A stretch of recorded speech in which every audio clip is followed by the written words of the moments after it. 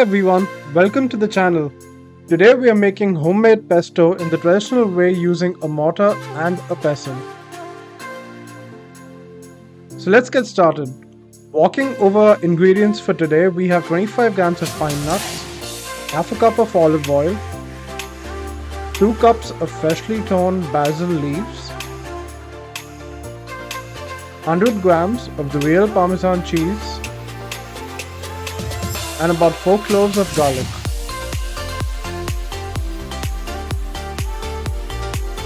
First, we're gonna lightly toast our pine nuts over low to medium heat. You can add them as is, but the toasting definitely adds a notch up to the flavor of the pesto.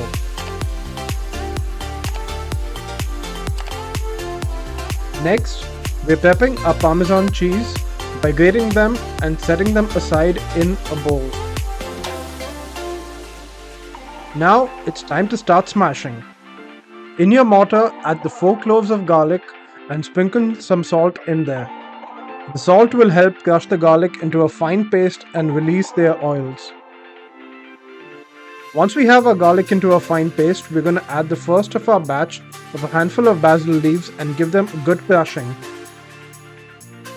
before adding our pine nuts into the mortar.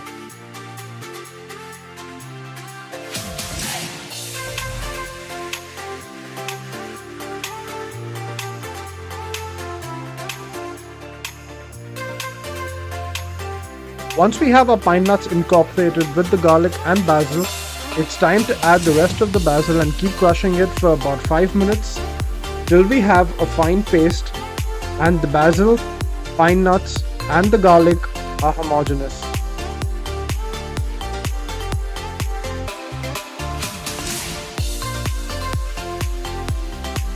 Next, it's time to introduce our grated Parmesan to the mix. We are going to add half of our grated Parmesan and grind it in before adding the rest of it and continuing with the hammering.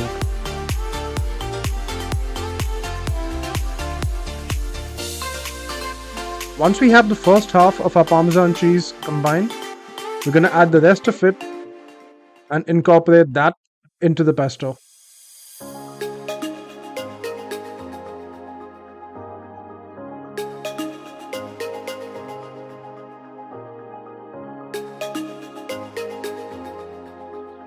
I always advise adding half of your olive oil first, incorporate it with the basil mix before adding the second half in.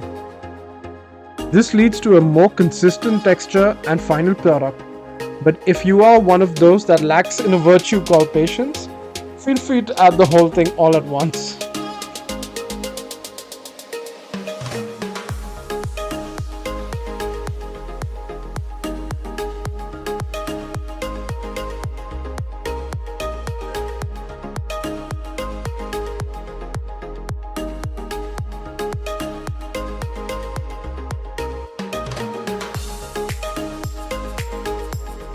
I did give this a taste and thought it needed some seasoning for my taste buds, but hey, you do you.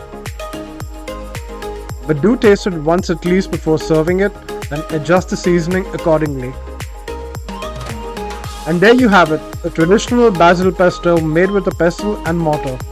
It may take a bit of effort, but the flavors are incomparable. It's perfect for tossing with pasta, spreading on bruschetta, or drizzling over grilled vegetables.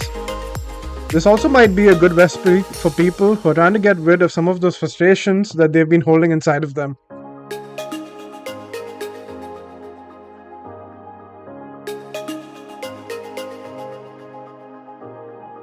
Time for dinner. In a medium bottom pan, I've added about 2 tablespoons of olive oil.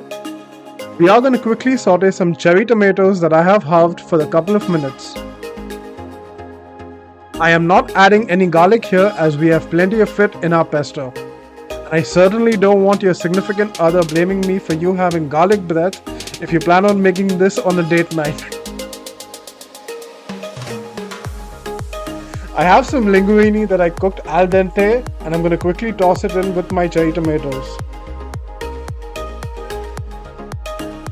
Once thoroughly combined, I'm going to add 2 tablespoons of the fresh pesto that we made and give this a quick mix till the pesto has thoroughly coated all of the pasta.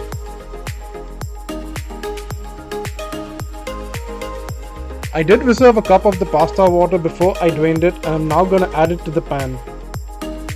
This will help in adjusting the consistency of the sauce and help all the flavors get combined together. Since this is 2 servings, I felt like this needed a little bit more pesto in it, so I did add 1.5 tablespoons more. To be honest, once I tasted the pesto, I always kept wanting more and more of it. You can forgive me for being a little bit greedy here.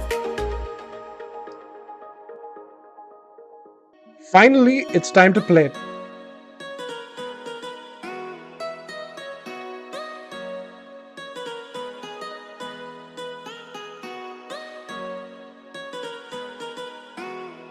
But not without grating some Parmigiano Reggiano over the top.